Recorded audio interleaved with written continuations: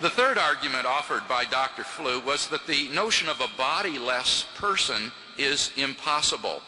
But I have two responses to this. In the first place, notice that he gave no proof of this. He gave no argument. He just asserted it's impossible. I want to see a proof of that. Secondly, I would argue that we are acquainted with our own selves as immaterial persons.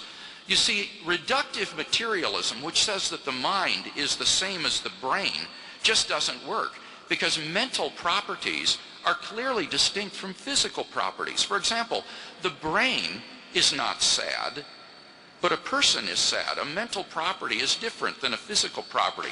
A thought doesn't have a weight or a spatial location. So reductive materialism just won't work. What about another view called epiphenomenalism, the idea that the physical brain has mental properties which supervene on it? Well, this is simply incompatible with such things as self-identity over time, or intentional states where one intends to do something, because on this view, mental states are just sort of an excrescent of the brain, not really a self which intends to do anything. It's incompatible with free will, because there's no way these mental epiphenomenal states can freely choose anything or do anything to affect the brain.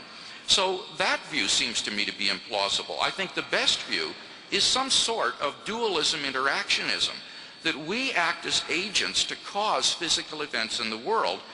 We ourselves are immaterial selves embodied, and God would be an immaterial self or mind which is not embodied.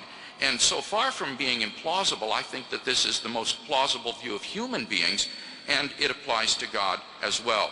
So basically, I don't think any of these reasons for atheism that we've seen tonight are very compelling. I don't find them persuasive.